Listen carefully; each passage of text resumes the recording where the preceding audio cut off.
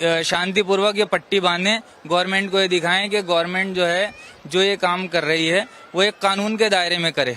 हमारी जितनी भी वक्फ की हुई जमीनें हैं उस पे पूरे तरीके से कंट्रोल ना किया जाए, सिर्फ इसके लिए छेड़छाड़ के ही अनुमान है, सिर्फ इसी वजह से एहतजाज किया जा रहा है और किसी वजह से तो आदमी कोई करता ही नहीं है एहतजाज। दिल्ली की जामा मस्जिद में ईद की नमाज अदा की गई, उसके बाद यहाँ पर एक तस्वीर ऐसी भी नजर आ रही है, कुछ लोग यहाँ पर अपने बाजू में काली पट्टी बांधकर विरोध दर्ज करा रहे हैं। ये विरोध किस चीज का है, ये काली पट्टी क्यों बांधी गई है, इसका जवाब देने के लिए यासिर साहब हमारे साथ हैं।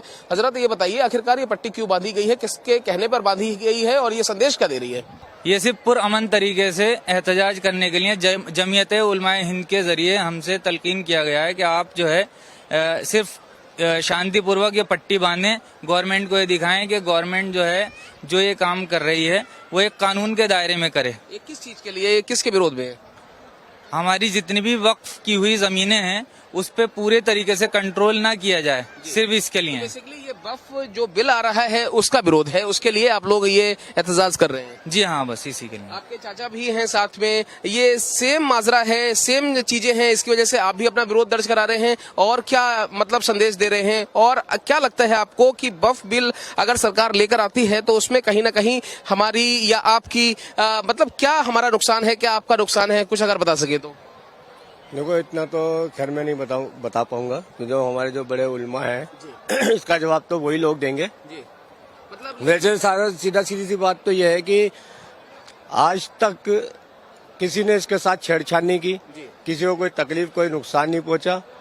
हमारी कौम को सबको मुस्लिम कौम के अलावा और लोग भी इसका फैज उठाते आए हैं वक्फ बोर्ड की जगह का, किसी ने किसी को इंटरफेयर नहीं करा। लेकिन ये गवर्नमेंट जो है, अभी आपने देखा होगा कि बीच में जैसे अब ये सरकार आई थी तो आतिशी जी ने बैठी, वो क्या नाम है, सीएम गुप्ता, तो उन्होंने एकदम पता चला कि 20 रुपए किराया लगा दिया पार्कों का, डीडीए पार्कों में, कि जो भी एंट्री करेगा वो 20 रुपए देगा, उसके बाद एंट्री होगी पार्क में जाने के लिए।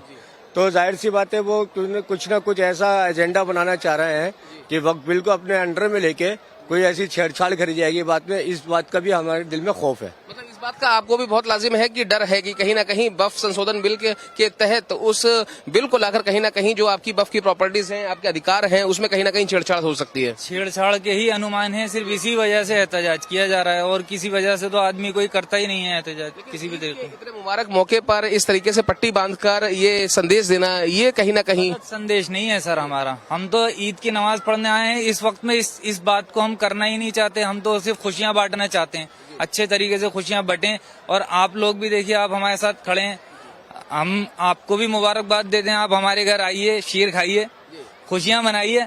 ये तो सिर्फ एक एहतजाज का तरीका था जो नमाज के दौरान किया जा सकता है। गवर्नमेंट का ने अधिकार भी दे रखा है इन चीजों का, कोई ऐसी बुराई की बात नहीं। देने के लिए बहुत शुक्रिया। तो साफ तौर पर आप कई ऐसे नवाजी को सुन रहे हैं जो लगातार काली पट्टी अपनी बाजू में बांधकर अपना विरोध प्रदर्शन दर्ज करा रहे हैं। उनका ये कहना है कि ये हमारा एहतजाज इसलिए है कि आखिरकार सरकार जो वक्फ अमेंडमेंट बिल लेकर आ रही है उससे कहीं ना कहीं इनको डर है कि सरकार इनकी प्रॉपर्टीज पर मालिकाना हक जता सकती है, कहीं ना कहीं उसमें छेड़छाड़ कर सकती है। यही और इसी चीज का इनको डर है। दिल्ली के जामा मस्जिद से कैमरा पर्सन पवन शर्मा के साथ मैं मोहित शुक्ला, भारत एक्सप्रेस।